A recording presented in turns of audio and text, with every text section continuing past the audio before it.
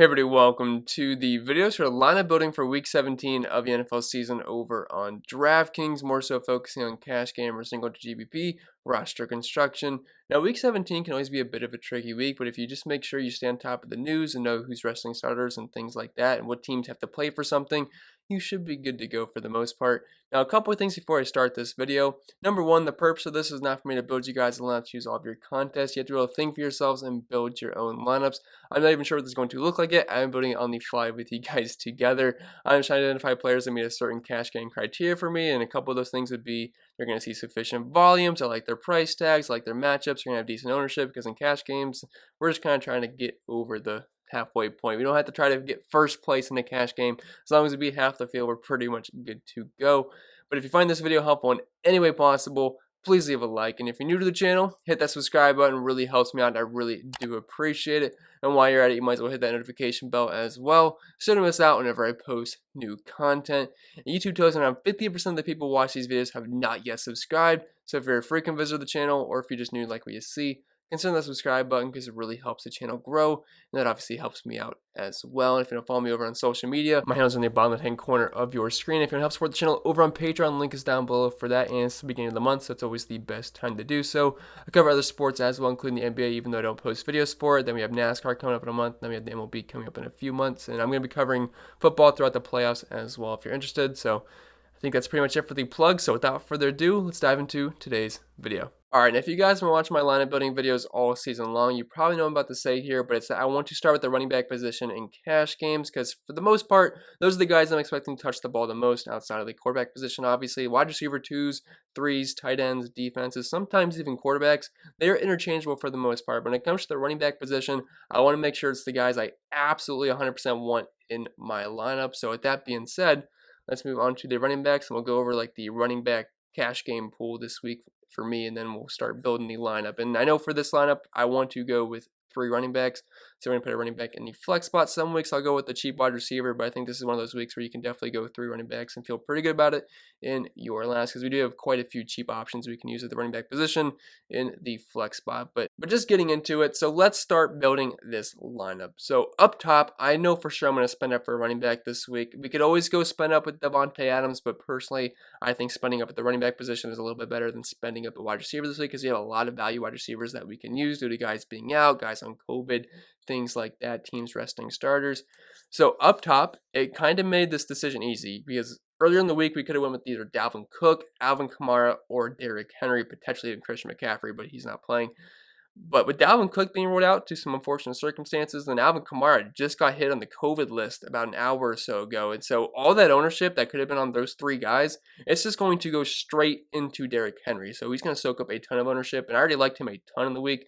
Now, unfortunately, he's going to be even higher owned now because those guys are out. Everyone's just going to funnel to those guys because we have plenty of value on the slate. It's not going to be that hard at all to fit in Derrick Henry. And just to start this lineup, he's the guy I'm going to plug in, and he checks pretty much every single box for me this week. The Titans have to win this game for playoff implications. This game features the highest over on the slate. Titans also own the highest implied team total on the slate. The Texans are dead last in fantasy points allowed to the running back position this season.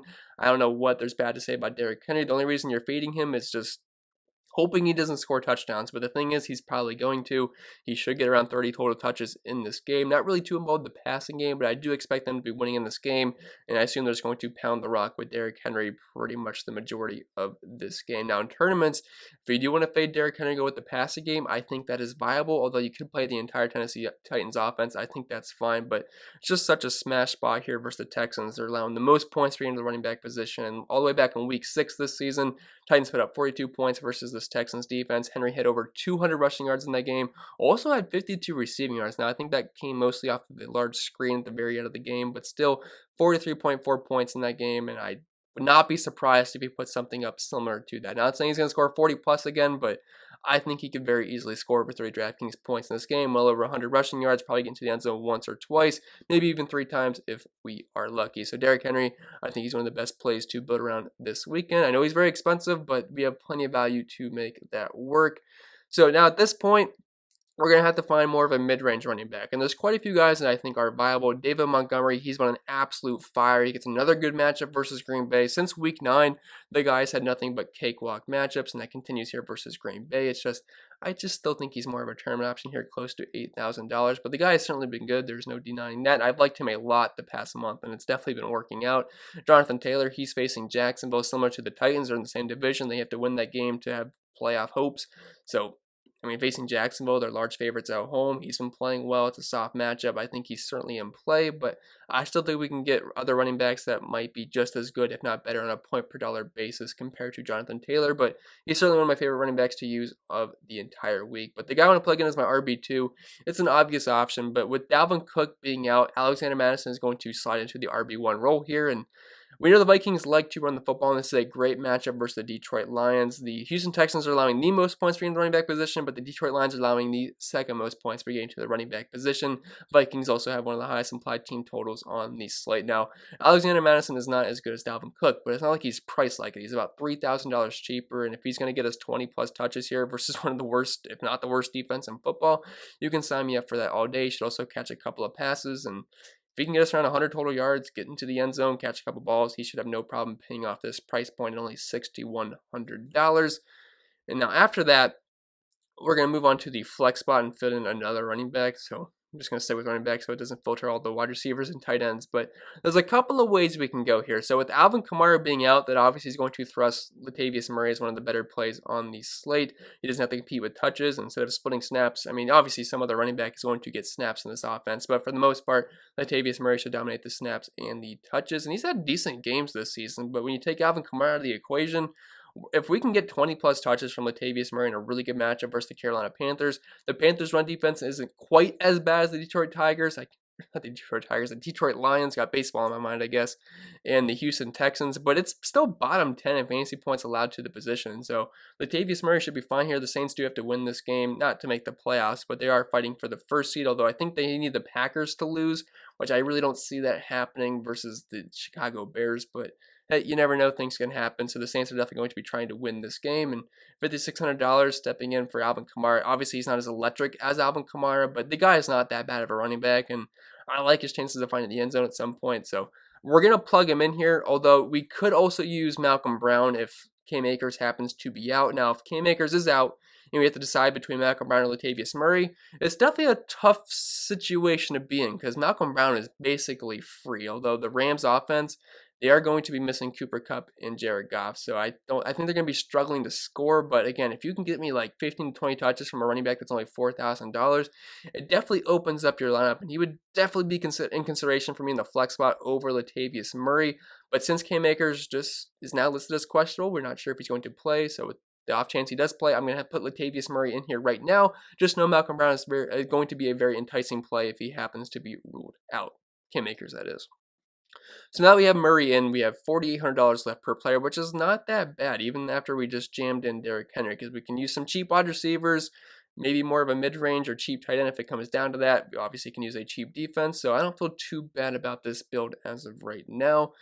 So we can either start knocking down some wide receivers, or we can go with a quarterback. And I think for what I'm going to do right now, I'm going to lock in a quarterback. And there's quite a few options we have to choose from this week.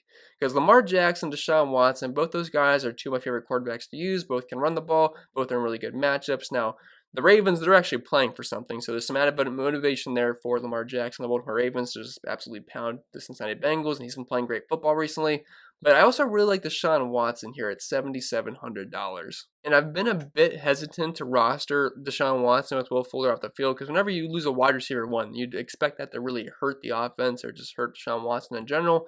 There's really been no difference at all. It's been a 0.1 fantasy point difference per game. I know the sample size is smaller without Will Fuller in the field, but still, Deshaun Watson is still getting the job done. He's coming off a really good game last week versus Cincinnati Bengals.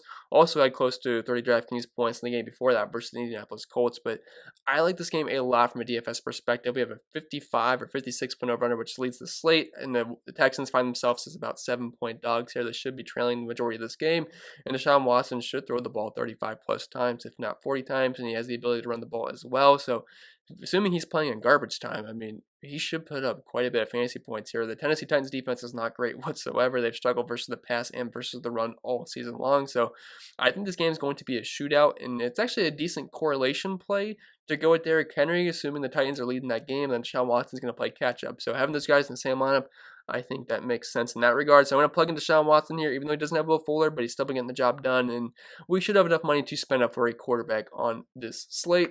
And really quick before I move on to another position, I do want to mention that Deshaun Watson will be without his starting left tackle, Larry Tunsil, so that's obviously a downgrade for him. But keep in mind that Tennessee Titans pass rush has not been that great this season, so I still think he's going to be fine, but that definitely does hurt a little bit, but I still don't think it should be too much of a difference when it comes to fantasy. So now at this point, we can either start working on wide receivers, or we could pick a tight end, or we can pick a defense. I want to start working on wide receivers because I don't want to just get a bunch of scrubs here now. Obviously, we're going to have to pick a couple of scrubs, but I think they're going to be in decent spots with the guys being out, some of the guys that I have on my mind. But since we're playing Deshaun Watson, we probably want a pass catcher from him. And that wide receiver one, he finally had a good week last week because before that, he was having a bunch of middling weeks, even with Will Fuller being out. But it's Brandon Cooks here at $1,600. The price has came up, but I still think he's viable in all formats here. I'm not just point chasing 30 points, but it's just another good matchup here. He had 10 targets last week, over 140 yards, got into the end zone. Not saying that's exactly going to happen again, but assuming the Texans are trailing here, is a great matchup as a wide receiver or just as a quarterback or whatever versus the Titans. Their defense has not been that good. This should be a very, very high scoring game. I'm sure the Texans would like to play spoiler here, so I know they don't have anything to play for, but Deshaun Watson is still going to go out there and just play his best football. That's the kind of guy he is. So I'm going to pair Brandon Cooks here with Deshaun Watson. Now, I don't think you absolutely have to play Brandon Cooks with Deshaun Watson. You can play Deshaun Watson naked, but just for the purpose of this lineup, let's pair him up with one of his pass-catching options. Now, once we plug in Brandon Cooks at nearly $7,000, we only have $3,500 left per player. So we definitely have to start finding some value. Keep in mind, though, we can use a cheap defense and a cheap tight end, but just to know what we're working with, I want to plug in my defense now just because obviously we can't go below $2,000, so I want to make sure that we're not going to go below that. So there's a couple of cheap defenses I like. So I think the Titans are viable, but since I have Deshaun Watson and Brandon Cooks, I obviously don't want to play that defense because that just does not make sense correlation-wise. But the Browns defense at $2,500. So the Steelers are going to be resting quite a few starters, including their quarterback, Big Ben. So I do think they make quite a bit of sense. There's only a 42-point over in this game. The Browns are 9-point favorites, and the Steelers only have a team total, I believe, of 16. That's one of the lowest on the entire slate. The Browns defense is not that good at all. And it's coming from a Browns fan. They're also going to be without Denzel Ward, as he did test positive for COVID. I believe that was this morning. So he's going to be out, which obviously hurts a lot. But still, Steelers offense without some of their starters, I don't think the Browns should have too much trouble winning this game. Plus, they need to win for playoff implications because the Browns win, they're in the playoffs, which should be the first time, I think, since, 2002.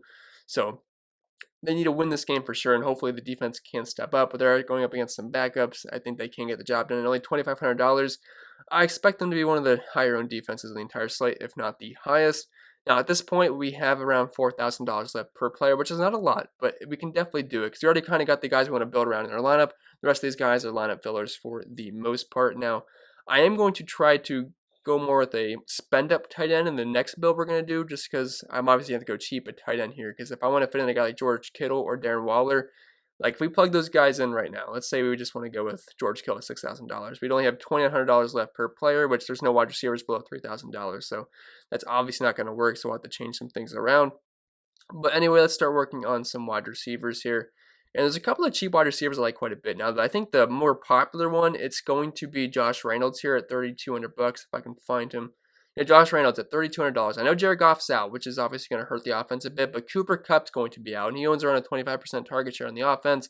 Also, know the running backs are all banged up, so the ball's going to go somewhere in this offense, and I think for the most part, it's going to be Malcolm Brown, Robert Woods, and Josh Reynolds. He actually had 10 targets last week, 6 catches, 65 yards, and 13 points.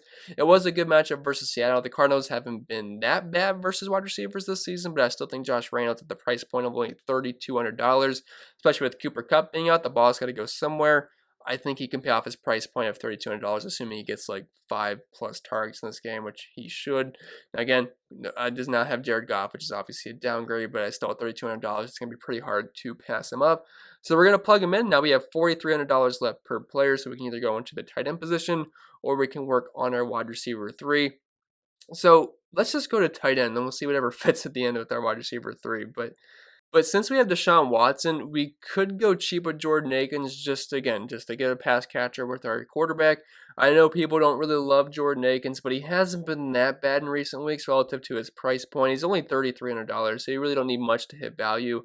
And if you're looking at his recent games, He scored 7.9, 10, and 5. I know it's not great, but 6, 4 targets, that's not that bad for a guy that cheap. It's a good matchup versus the Titans, one of the worst defenses in football, whether it's on the ground or through the air. So we're going to plug him in. It doesn't feel great, but again, it's more of just a price play. Then we'd have $5,300 left per player.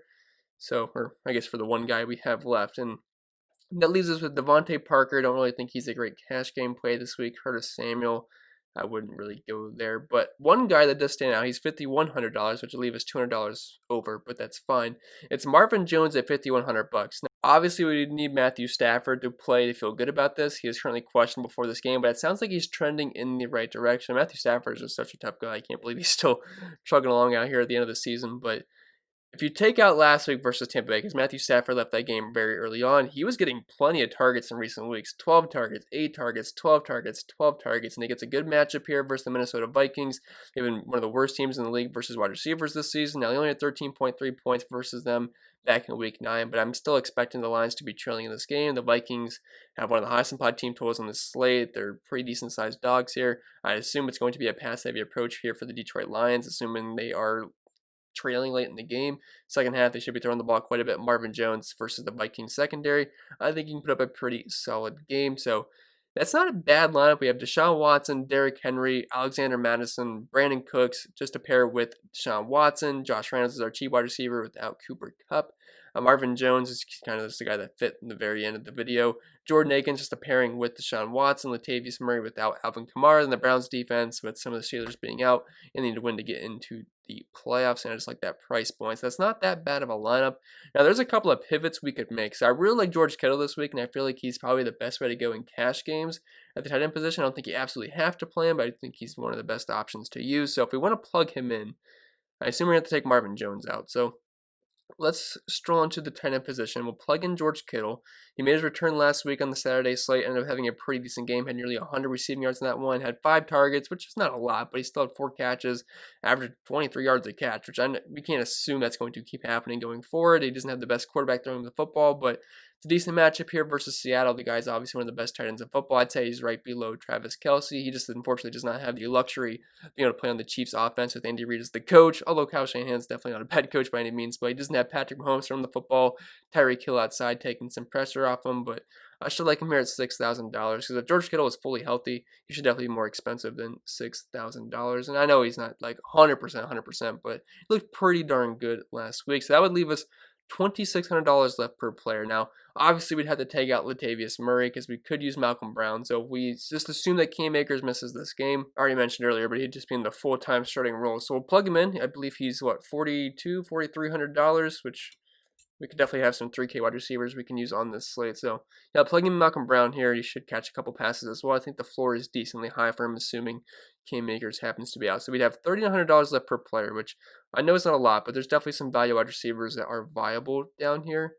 And, okay, so $3,900. I don't really like any of these guys up here, but Gabriel Davis with Cole Beasley being out, I think he is somewhat viable, but now he becomes a more of a starting wide receiver on this team. And I think the Bills at some point are going to be resting starters. So if they're going to view him as a starter and take him out at some point just to preserve his health for the playoffs, that would make it somewhat of a risky play. Now, if Gabriel Davis, I assume they're going to take off Stephon Diggs and Josh Allen, but if they leave Gabriel Davis on the field, he can definitely pay off his $3,600 price tag no matter who the quarterback is out there. Now, I know it's a tough matchup versus the Miami Dolphins. They have some really good corners, but at $3,600 with Cole Beasley being out, definitely helps him out a bit. Now, John Brown, they're kind of the similar wide receivers. Cole Beasley's more the possession guy. Gabriel Davis and John Brown, they're more down the field threats a bit. But still, with Cole Beasley out of the equation, it would definitely give a bump to Gabriel Davis below $4,000.